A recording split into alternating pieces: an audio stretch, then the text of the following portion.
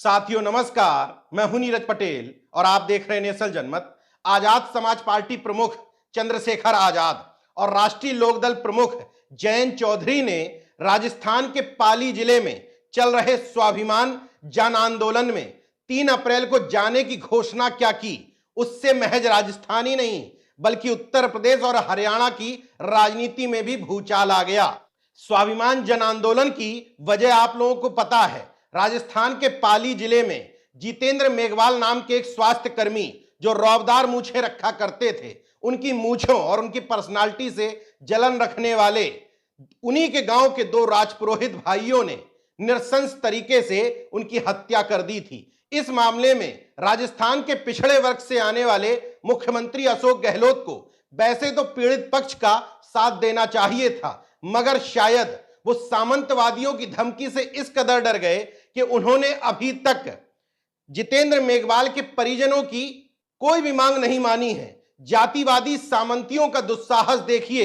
पहले तो एक दलित शख्स की हत्या कर दी जाती है। हत्यारोपियों का समाज से बहिष्कार करने की बजाय उसके समर्थन में न सिर्फ जनसभाएं की जा रही हैं बल्कि जहर उगला जा रहा है भीम आर्मी चंद्रशेखर आजाद और अब जयंत चौधरी के खिलाफ भी। इस पूरे मामले में सामंतवादियों की गिरफ्तारी करने की बजाय गहलोत सरकार ने आजाद समाज पार्टी राजस्थान के अध्यक्ष, मध्य प्रदेश के अध्यक्ष समेत तमाम सारे कार्यकर्ताओं की गिरफ्तारी करते हुए पाली जिले में धारा 144 लागू कर दी है। चंद्रशेखर आजाद ने अपना मत स्पष्ट कर दिया है, कितनी भी पुलिस लगा दो, कितना भी पैरा बैठा दो, हमारे कार्यकर्ता जेलों को भरने के लिए भी तैयार हैं। इस पूरे मामले में जयंत चौधरी और चंद्रशेखर आजाद का एक साथ राजस्थान जाना कोई सामान्य घटना नहीं है बल्कि राजनीति के एक नई इबारत लिखने की तरफ संकेत कर रही है। चंद्रशेखर आजाद यानी कि आजाद समाज पार्टी की तरफ से जो पोस्टर जारी किया गया दोनों लोगों के 3 अप्रैल के कार्यक्रम का, उसमें एक तरफ छत्रपति साहू जी महाराज, ज्योतिबा फूले, बाबा साहब और कांसीराम साहब की तस्वीरें लगाई गई हैं। इन चारों नामों से और इनके कामों से तकरीबन आप लोग वाकिफ हैं। दूसरी तरफ जो तस्वीरें लगी हैं वो काबिले गौर हैं। सर चौधरी छोटू राम, चौधरी चरण सिंह जी, कुंभाराम आर्य, महाराज सिंह भारती, इन 8 तस्वीरों को गौर से देखेंगे तो उसमें पिछड़े दलितों के अलावा बहुजन एकता का संदेश भी छुपा हुआ है। मैं 4 एक तरफ की तस्वीरों पर जरूर बात करूंगा। इन चारों ही तस्वीरों में एक बात कॉमन है, चारों ही जाट समाज से आते हैं, चारों ही पाखंड और अंधविश्वास के विरोधी हैं, किसानों, कमीरों, गरीबों, मजदूरों के मुक्तिदाता, रहनुमा के तौर पर जाने जाते हैं। इसके अलावा चारों में जो एक बात सबसे ज्यादा कॉमन है वो ये कि चारों की चारों आरएसएस की कट्टरवादी विचारधारा के घोर विरोधी हैं, विज्ञानवाद के समर्थक हैं। ये चारों न सिर्फ आरएसएस की नफरतवादी विचारधारा के विरोधी थे बल्कि इन चारों के रहते हुए पश्चिमी उत्तर प्रदेश, हरियाणा, राजस्थान जैसे जाट बहुल इलाकों में कभी संघ और आरएसएस के लोग घुस नहीं पाए। जितेंद्र महिला राजस्थान में पत्रकार और सामाजिक कार्यकर्ता के अलावा मेरे अच्छे मित्र हैं। उन्होंने तकरीबन 4 साल पहले नेशनल जनमत वेबसाइट के लिए एक लेख लिखा था। उसमें उन्होंने इन चारों का जिक्र करते हुए लिखा था, बीजेपी आरएसएस ने जाट बहुल इलाके पश्चिमी यूपी, हरियाणा, राजस्थान में जाट, दलित, मुस्लिम एकता को तोड़ने का काम किया है। जाटों को दंगों में झोंक करके उन्हें वोट बैंक बना दिया है। अपनी बात को साबित करने के लिए वो उदाहरण देते हैं साल 2013 में 27 अगस्त से 13 सितंबर तक चलने वाले मुजफ्फरनगर दंगों के बारे में। वो कहते हैं कि अगर जाट, मुस्लिम, दलित एकता के सूत्र में ना पिरोए होते तो उससे पहले भी वहां दंगे हुए होते, लेकिन यह आरएसएस की सुनियोजित रणनीति थी क्योंकि इसके बिना वो जाटों को हिंदू नहीं बना सकते थे, इसलिए ये दंगे करवाए गए। 21 दिनों में 43 लोगों की जान गई, 93 लोग उसमें घायल हुए। अपनी बात के समर्थन में वो जिक्र करते हैं 30 अगस्त 2016 को इन दंगों के बाद नगला मंटौड़ में जाटों की एक महापंचायत हुई जिसमें भारतीय जनता पार्टी समर्थित जाट नेताओं ने मुस्लिमों के खिलाफ जहर उगला और उनसे बदला लेने की भावना का आह्वान किया। जितेंद्र महिला कहते हैं कि किसानों कमेरों के हक अधिकारों के लिए लड़ने वाली एक मार्शल कौम जाट का यहीं से हिंदूकरण शुरू हो गया। इसके बाद पश्चिम उत्तर प्रदेश में कैराना, सुनपैड, अखलाक कांड, बिजनौर जैसे तमाम सारे मामले करवा करके जाटों को पूरी तरीके से कट्टर हिंदू बनाने की रणनीति अपनाई गई।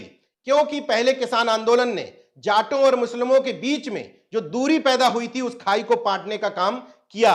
गुलाम मोहम्मद जौला जो भारतीय किसान यूनियन के संस्थापकों में से एक थे, महेंद्र सिंह टिकैत के साथ और चौधरी चरण सिंह के साथ कई उन्होंने काम किया। उन गुलाम मोहम्मद जौला को बुला करके किसान मंच पर सम्मानित किया गया। यही काम राष्ट्रीय लोकदल यानी कि जयंत चौधरी ने भी किया। मुस्लिमों और जाटों के बीच में जो खाई बढ़ी थी उसको पाटने के साथ ही साथ दलित समुदाय को भी इस एकता में मिलाने की कोशिश की है।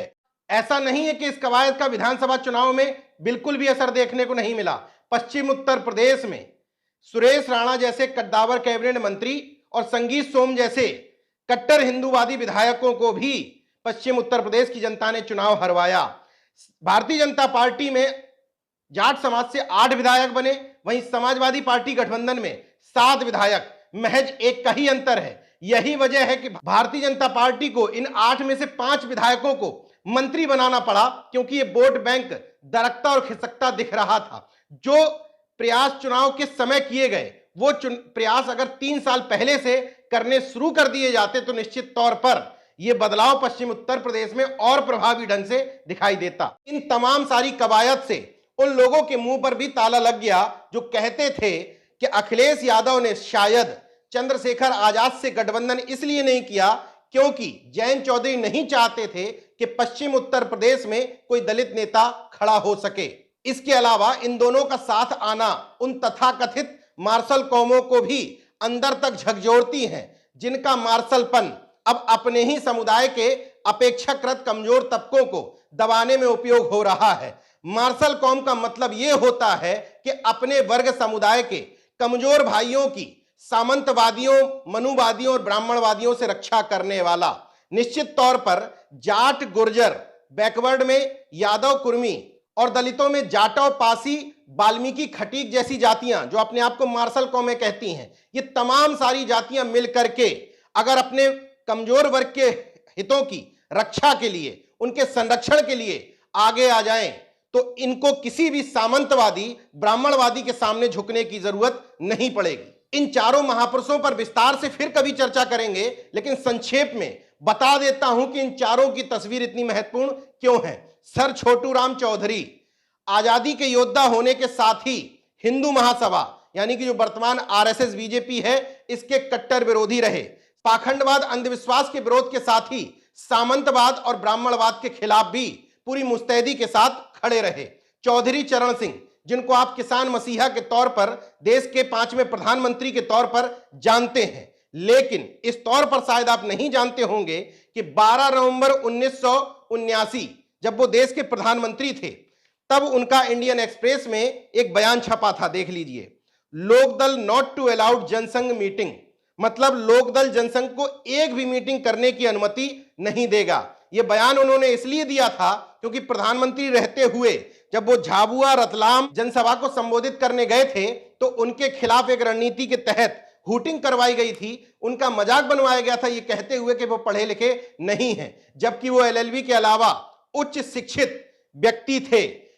इसके जवाब में उन्होंने एक जनसभा में कहा था कि अगर इन सब चीजों से आरएसएस के लोग बाज नहीं आते तो वो उनको एक भी मीटिंग करने की इजाजत पूरे देश में नहीं देंगे। इतना ही नहीं, लालू यादव और चौधरी चरण सिंह वो पहले व्यक्ति थे जिन्होंने अटल बिहारी वाजपेयी और लालकृष्ण आडवाणी जैसे लोगों की दोहरी नागरिकता, मतलब जनता पार्टी के भी वो लोग सदस्य थे और आरएसएस के राजनीतिक धड़े जनसंघ के भी सदस्य थे। इन दोनों ने ही विरोध किया कि जनता पार्टी उदारवादी, समाजवादी, धर्मनिरपेक्ष विचारधारा को रखती है, वहीं दूसरी तरफ जनसंघ कट्टरवादी, नफरतवादी विचारधारा को रखने वाली पार्टी है। इसलिए कोई व्यक्ति दोनों का सदस्य नहीं हो सकता, वो किसी एक विचारधारा के साथ खिलवाड़ कर रहा है।